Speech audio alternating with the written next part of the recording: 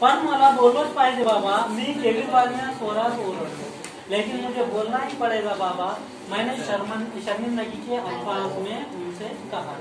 कौन म्हणाला? कोणाला?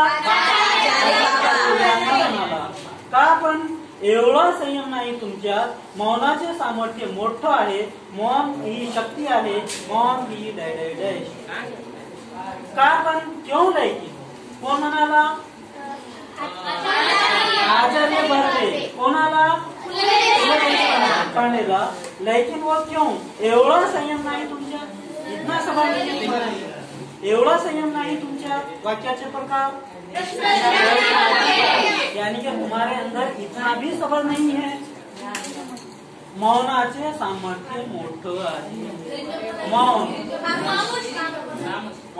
आज बजरंगबली ने हमारे लिए मौन व्रत रखा है। कहने का है, आज बजरंगबली ने हमारे लिए मौन व्रत रखा है। फिर बाद में बजरंग बोलता नहीं, आज हमने बजरंगबली के लिए मौन व्रत रखा है। कहने का है, देखने वाले, हाँ करेक्ट, सूर्यवंशम। उसने उन्हें जो तो पहले बोलता कि आज बजरंगबली ने हमारे लिए क्या है, मौन व्रत रखा है। फिर बाद में बदल के नहीं, आज हमने बजरंगबली के लिए मौन व्रत रखा है। मौन व्रत यानी आगे देखिए, मौनाचे सामर्थ्य मोठं आहे, मौनाचे सामर्थ्य मोठं आहे, यानी कि मौन की सच्चाई बहुत बड़ी है, यानी कि मौन बहुत बड़ी बात है। मौन ही शक्ति है, मौन ये ताकत है, शक्ति यानी ताकत है। मौन ही डैश, मौन क्या क्या है, अब उसके ऊपर लेक्चर चल रहा, किसका? आगे देखिए, उड्या मारायच्या माझ्या दोरीचे एक टोक हातात धरून बाबा एक तास मौनाचे महत्व या विषयावर बळबळत होते। यानी उड्या मारण्याच्या माझ्या दोरीचे एक टोक हातात, यानी कि जिस रस्सी से मैं रस्सी खेल रहा था उसका एक सिरा, टोक सिरा, एक सिरा अपने हाथ में पकड़कर बाबा बर्वे एक तास, एक घंटा मौनाचे महत्व या विषयावर बळबळत, यानी कि खामोशी की अहमियत, इसके ताबू से लेक्चर देती। अरे बेटू बात ही बहुत ज्यादा करता, खामोश बैठना ये शक्ति है, भक्ति है, डैश क्या है, आगे कुछ नहीं, तो क्या है, तू क्या रख, खामोशी रख। आगे देखिए, शेवटी त्यांचा वाक्य प्रवाह अडवून मी ओरडलो। शेवटी आखिर में त्यांचा वाक्य प्रवाह, यानी कि जो बहाव था, किसका? वाक्य प्रवाह, यानी कि जुमलों का बहाव था, उस बहाव को अड़वून मी ओरडलो, उसको रोक कर मैंने दरमियान में सवाल कर दिया। अब एक बीच में बचते जा रहा है, एक तरीका क्या है, भाषण चालू है तो उसको बीच में रोक दिया मैंने। उसका अल्फाज का जो चल रहा था, क्या चल रहा था, बहाव चल रहा था, उसमें मैंने बीच में रोक के उनसे पूछा क्या? पण बाबा मी बोललो नहीं तो खाऊ काय? लेकिन बाबा अगर मैं बोलू नहीं तो खाऊ काय? खाऊंगा? अगर मैं बात नहीं किया, अगर मैं बोला नहीं तो मैं क्या खाऊंगा? देखो असल में एक मकूला है उर्दू के अंदर, एक टीचर दिन भर चीखता है तो 2 वक्त की रोटी खाता है। एक टीचर दिन भर चीखता है, चिल्लाता है तो 2 वक्त की रोटी पाता है। और एक नेता 5 साल में 1 मर्तबा चीखता है और सारी कौम को, सारे मुल्क को खा जाता है। तो अब ये यहाँ पर मामला क्या है, बाबा अगर मैं बोलूंगा नहीं तो मैं खाऊंगा क्या? आगे देखिए, यानी अब इसका क्या है मसला, वो मुझे नहीं मालूम। अब आगे देखिए, म्हणजे बोलण्याचा आणि खाण्याचा संबंध काय? म्हणजे मतलब क्या है, बोलण्याचा आणि खाण्याचा काय संबंध है? बात करने का और खाने का क्या संबंध है, क्या ताल्लुक है, क्या रिश्ता है? आगे देखिए, हाँ वाक्याचे प्रकार, मी टेलिफोन ऑपरेटर आहे, मी टेलिफोन ऑपरेटर हूँ। बाबा किससे? बाबा बर्वेचे आहे यहाँ पे. मी टेलिफोन ऑपरेटर आहे बाबा, दिवसभर बोलावंच लागतं मला. मैं टेलीफोन ऑपरेटर हूँ, इसलिए मुझे दिन भर बोलना ही पड़ता. यानी कि आपकी लाइन थोड़ा खराब है, थोड़ी देर में ठीक हो जाएगी. समझो, नेटवर्क की खराबी की वजह से फोन बराबर नहीं आ रहा है, कुछ देर में फोन ठीक हो जाएगा, लाइन दुरुस्त हो जाएगी. ये जो बातें हैं ये क्या है? टेलीफोन ऑपरेटर किसको सुनाते? पब्लिक को सुनाते. तो बोलण्याचा कामच आहे माझं, यानी कि मेरा दिन भर बोलने का काम ही है.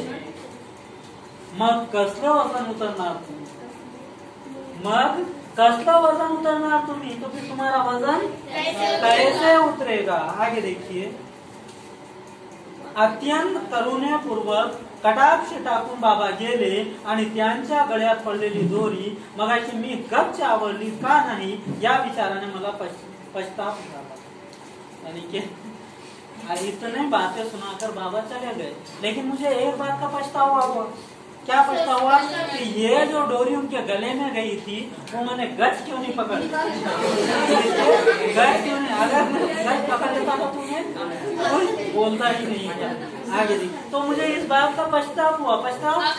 अफसोस और पछतावा हुआ. आगे देखिए. मन मात्र मी चिडलो आणि निश्चय केला की बस. फिर बाद में मैं चिढ़ गया और अब निश्चय इरादा कर लिया. क्या इरादा किया? कि बस क्या, या पुढे उपास वजन उतरे पर्यंत उपास. अब मैं उपास करूंगा, ऐसा उपास करूंगा कि वजन उतरे तक उपास करूंगा. मैं रोजा रखूंगा, ऐसा रोजा रखूंगा कि बिल्कुल मेरा पूरा वजन उतर जाए. आगे देखिए. मला मी काठपुडा झाल्याची स्वप्ने पडू लागली. अब मुझे काठपुडा दुबला पतला हो जाने की क्या है? स्वप्न पडू लागली. सपने. लेखकाला कोणती स्वप्न पडू लागली? काठपुडा झाल्याची स्वप्ने पडू लागली. यानी कि बिल्कुल दुबला पतला हो गए वाले ख्वाब मुझे पड़ने लगे, सपने मुझे पड़ने लगे. भरल्या ताटावरून मी उठू लागलो. भरल्या ताटावरून यानी कि पूरी प्लेट भरी हुई है और भरी हुई प्लेट पर से मैं उठकर जाने लगा. लेखक कोणत्या ताटावरून उठून जाऊ लागला? उठ के जाने लगा. बिन साखरेचा आणि बिन दुधाचाच काय, पण बिन चहाचा देखील चहा पिवला. अब ये क्या? बिन साखरेचा, बगैर शक्कर की, यानी बिन दुधाचाच, बगैर दूध की क्या, पण बिन चहाचा देखील चहा पिऊ लागले. यानी कि बगैर चाय की ही चाय में पीने लगा. एक तो बगैर शक्कर की भी नहीं, बगैर दूध की भी नहीं, बगैर चाय की ही चाय में पीने लगा. मतलब क्या हो रहा? शक्कर भी नहीं है, दूध भी नहीं है, बगैर चाय की चाय. यानी कि मैं चाय पीना ही आ रहा समझ में? मैं क्या नहीं पीने लगा? चाय पीना तर्क कर दिया. आगे देखिए. साखर पाहिली की माझ्या अंगाचा तिळपापड होऊ लागला. शक्कर देखा कि माझ्या अंगाचा तिळपापड होऊ लागला. तिळपापड होने गुस्सा आ जाएगा, राग येणे. तिळपापड होने ये वाक्प्रचार है. इसके मायने क्या है? राग. लेखकाला कशामुळे लेखकाला तिळपापड होऊ लागले? साखर पाहिली की लेखकाचे स्वतःचे तिळपापड होऊ लागले. यानी कि शक्कर दिख गई कि उसको खुद का क्या होने लगा? गुस्सा आने लगा. केवळ फळावर मी जगू लागलो. केवळ फळावर, सिर्फ फलों पर मी जगू लागलो. मैं जीने लगा, मैं जिंदा रहने लगा. लेखक कशावर जगू लागला? लेखक कोणता आहार करू लागला? लेखक कोणता आहार करू लागला? लेखक फल आहार करू लागला. कोणता आहार करू लागला? फल आहार. यानी कि सिर्फ क्या खाने लगा? फल खाने लगा. आगे देखिए. लिंबाचा रस तर मला अमृतासारखा वाटू लागला. लिंबाचा रस तो मुझे अमृतासारखा वाटू लागला. अमृत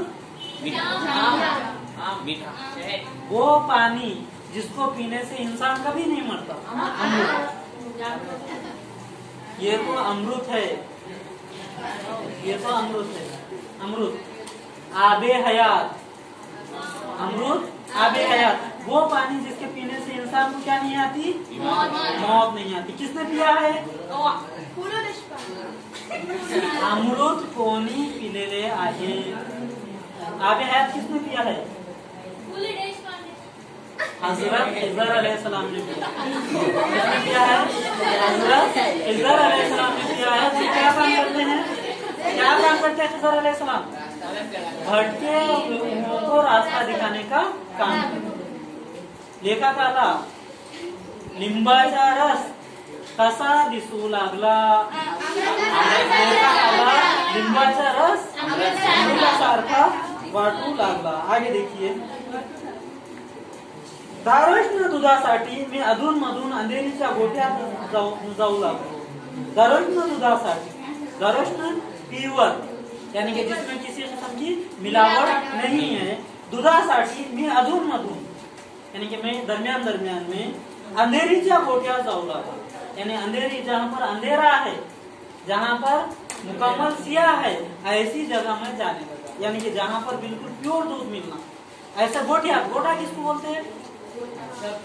गोठा तबेला, जहाँ पर क्या बांधे जाते हैं? घोड़े अस्तबल में बांधे जाते। और गाय भैंसे कहाँ पर? तबेले। तो मैं अंधेरे तबेले में मैं जाने लगा, क्योंकि मुझे क्या चाहिए था? आगे देखिए, दोरीवरच्या उड्या केवळ खालच्या मजल्यावरील मंडळीच्या दुष्टपणाने व आकसाने केलेल्या तक्रारीमुळे थांबवल्या लागल्या। यानी कि डोरी पर की जो छलांगे थी, जो मैं छलांगे मारता था, वो कहाँ के? जो निचले मंजिले के लोग थे, जो निचले मंजिले के लोग थे, उनकी जालिमाना हरकत की वजह से मुझे, वो उनकी तकरार की वजह से, उनकी शिकायत की वजह से वो मुझे रोकना पड़ा। यानी कि मैं जो रस्सी खेलता था, वो रस्सी निचले मंजिले के लोगों ने शिकायत की थी कि भाई तेरे को रस्सी खेलना तेरा सही है क्या? नहीं है। कभी किसी के गले में डाल रहा, तो कभी क्या है ड्रेसिंग टेबल के दवाई और तेल लेकर आ रहा है। तो यहाँ पर क्या है, ये तेरे काम की चीज है क्या? नहीं। तो उसकी वजह से मुझे वो रस्सी खेलना तर्क करना पड़ा। आगे देखो, 10 उड्या पाय न अडकता मारण्यापर्यंत मी पोहोचलो। अब 10 उड़िया यानी कि 10 छलांगे बगैर पैर टेके के जो मैं मारने लगा। अब असल में बॉयज को रस्सी खेलने नहीं आती उतनी अच्छी जितनी गर्ल्स खेलते। असल में बात तो ऐसे रहते कि 2 दिन भर भी दे दिए तो वो रस्सी चालू ही रहती। तो हकीकत क्या है कि अब मैं बगैर रुके के, बगैर पैर टेके के कितने 10 उड़िया जो तो मैं मारने लगा, वहां तक मैं पहुंच गया। आगे देखिए, कचेरी सुटली की मी गिरगाव रस्त्याने धावत येऊ लागलो। कचेरी सुटली, कोर्ट सुटी, अदालत सुटी, ऑफिस सुटा की मी गिरगाव रस्त्याने धावत येऊ लागलो, कि मैं गिरगाव रस्त्याने धावत येऊ लागलो। भागते हुए, दौड़ते हुए आने लगा। लेखक कोणत्या रस्त्याने धावत येऊ लागला? लेखक गिरगाव रस्त्याने धावत येऊ लागला। आगे देखिए, केवल पौष्टिक आणि सात्विक आहार शुरू केला। सिर्फ पौष्टिक और सात्विक, यानी कि पौष्टिक जिससे सेहत अच्छी रहे और जिससे तवानाई आए, ऐसी ग़िज़ाएं मैं खाने लगा। यानी ग़िज़ाएं बेकार की ग़िज़ाएं, कल ही मैं ग़िज़ा की तरफ से बोला था, ऐसी ग़िज़ाएं नहीं खाना जिससे कोई फायदा नहीं। फायदामंद यानी कि नफा बख्श ग़िज़ा में खाने लगा, सेहतमंद ग़िज़ाएं में खाने लगा। आगे देखिए, जवळ-जवळ 10-12 दिवस हा क्रम चालू होता। करीब 10 दिन तक ये सिलसिला चल रहा था। माझ्यातला फरक मलाच कळत होता, मेरे अंदर का फरक मुझे ही लग रहा। लेखकाला स्वतःचा फरक कोणाला जाणून होता? माझ्यालाच, यानी कि स्वतःलाच जाणून होता। यानी कि मेरे अंदर जो तब्दीली आ रही थी वो मेरे ही समझ में आ रही थी। अब खुद का खुद को पता है, खुद मरे तो खुदा दिखता बोले, तो वैसा क्या है, खुद को ही मुझे नजर आ रहा था। आगे देखिए, लहान मुले बी पेरले की रोप किती वाढले हे रोप उपटून पाहतात। त्याप्रमाणे रोज संध्याकाळी काट्यावर वजन करावे असे वाटत होते मला। जैसा छोटे बच्चे बीज पेरे कि वो पौधा कितने जल्दी बढ़ता है, वो हर रोज जो तो देखते हैं। छोटे बच्चों की असल में आदत रहती कि एक मतलब बीज डाल दिए तो आज कितना बड़ा हुआ, कल कितने, आज कितने पत्ते आए, कल कितने पत्ते आएंगे, फिर ये जो तो सिलसिला रहता। वैसे ही मुझे भी रोज आना क्या है, वजन कांटे पे जाके अपना खुद का वजन कितना कम हुआ ये देखना, ऐसा मुझे लगने लगा छोटे बच्चों के जैसा। मुझे भी क्या है, वजन कांटे पर जाना और अपना खुद का वजन करना, ऐसा लगने लगा।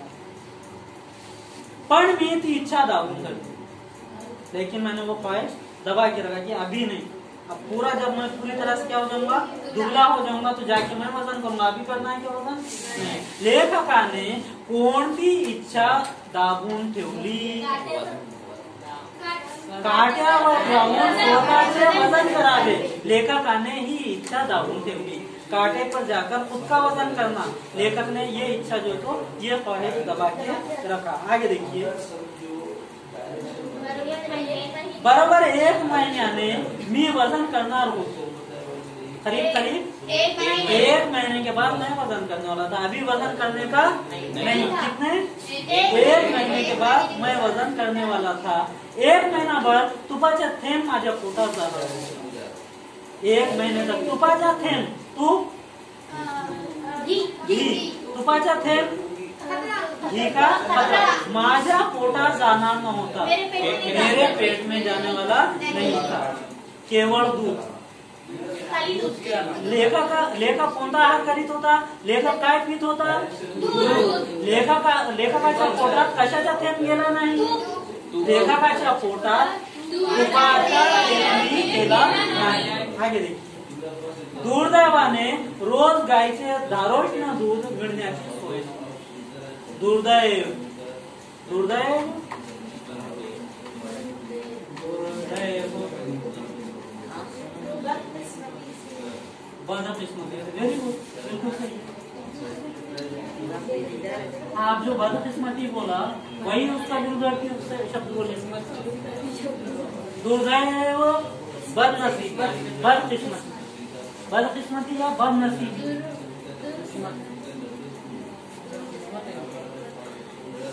दुर्दैव का विरुद्धार्थी शब्द खुशकिस्मती, खुशनसीबी, खुशनसीबी, इसके लिए क्या है वर्ड, या खुशनसीबी।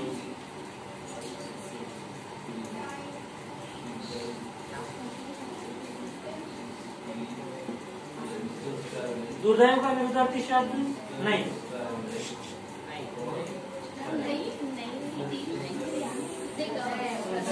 सदैव, सदैव का विरुद्धार्थी क्या होता, दुर्दैव, दुर्दैव, दुर्दैव बदनसीबी और सदैव खुशनसीबी। आगे देखिए, दुर्दैवाने रोज गायीचे धारोष्ण दूध मिळण्याची सोय नव्हती। बदनसीबी से गाय का ताजा रोजाना दूध मिलना मुमकिन नहीं, सोय नव्हती यानी कि उसकी क्या सहूलत नहीं थी। पण एकूण आहार व्रत जोरात चालू थे, लेकिन फिर भी मैंने आहार अपनी जो खाने की तब्दीली है वो मुकम्मल जारी रखा। भाई गाय का दूध नहीं तो नहीं मिला, कौन सा दूध पिएंगे, भैंस का, लेकिन बिल्कुल जो तो रोजाना क्या पीना है, दूध पीना है। आगे देखिए, 15 बराबर फक्त 2 वेळा साखर भात खाया। 15 दिन के वक्त में सिर्फ 2 बारी में साखर भात खाया। साखर भात शक्कर के साथ चावल। लेखक 15 वाड्यात कितीदा साखर भात खाल्ला, 2 साखर भात खाल्ला, यानी कि 2 दफा उसने शक्कर चावल खाए।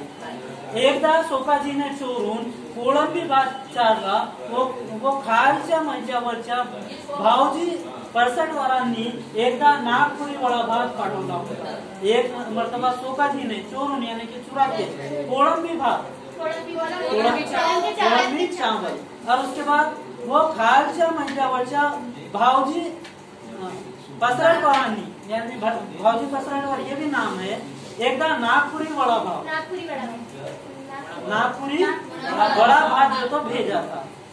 एवढे अपवाद वगळल्यात भाताला स्पर्श नहीं, अगरचे कि इतने मेरे को असल में हमेशा खाने की आदत थी, लेकिन उसको मैंने छुआ तक नहीं। 2 लोगों ने मुझे खाने के लिए चावल भेजे, लेकिन एक ने बड़ा भात भेजा, लेकिन मैंने क्या किया, नहीं खाया। आगे देखिए, त्यामुळे मुख्यतः चरबीयुक्त द्रव्य शरीरात कमी होते, जिसकी वजह से मेरे मुंह में चर्बी युक्त पदार्थ यानी कि चर्बीदार ग़िज़ाई अशिया बहुत कम गए, कमी गेली यानी की कम गए। माझा एकूण निश्चय पाहून चाळीतल्या मंडळीचे आदर दुनावल्याचे माझ्या सूक्ष्म नजरेत सुटत नव्हते। यानी कि मेरा जो इरादा मैंने किया था वो 4 में के लोग देख रहे थे और उन्होंने बोले थे कि अरे भाई इतना कैसा इन्हें सबर कर रहा, ऐसी कैसी इसने आदत को एक अचानक जो तो बदल दिया।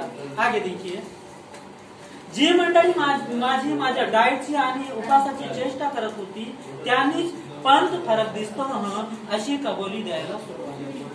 जो लोग माझी यानी मेरी माझ्या डाएटची मेरे डाएट की आणि उपासाची चेष्टा करत, जो मजाक उड़ाते थे किसकी, मेरे उपास की, त्यांनीच उन्होंने ही पंथ फरक दिसतो पंथ जनाब फर्क नजर आ रहा है। पहले आप बहुत मोटे दिखते थे, अब आप बहुत दुबले बहुत पतले नजर आ रहे हो। चलिए जरा दूसरे को देखो, पंथ फरक दिसतो अशी कबुली द्यायला सुरुवात केली। ऐसी कबुली देना उन्होंने शुरू कर दिया। शुरुआत शुरू करना, शुरुआत का विरोधार्थी शब्द शुरुआत,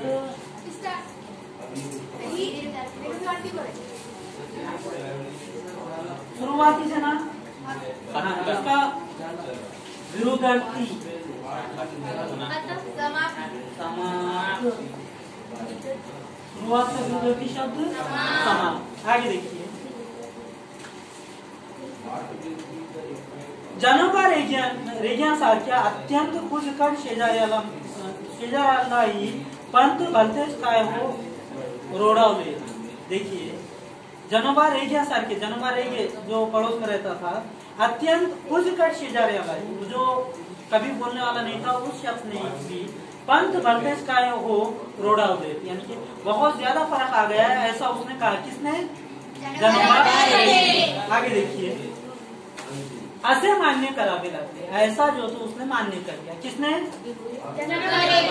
जनोबा रेगे यांनी काय मान्य केले, जनोबा रेगे यांनी काय मान्य केले, भलतेच काय हो रोडावले, बहुत ज्यादा तुम्हारे अंदर क्या आ गया है, फर्क आ गया है, बहुत तुम दुबले हो गए हो। मंडळीच्या प्रशस्तीने मला भीती वाटत होती, ते एकाच गोष्टीची म्हणजे मुठभर मांस वाटणे, यानी कि सब लोग